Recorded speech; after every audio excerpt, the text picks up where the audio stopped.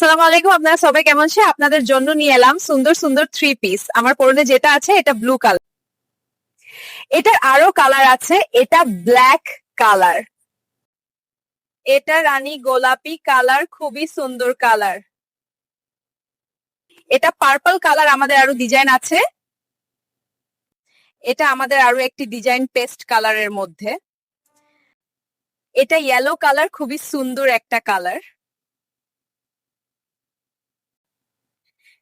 এটা গোলাপি কালার। এটা মেরুন কালার।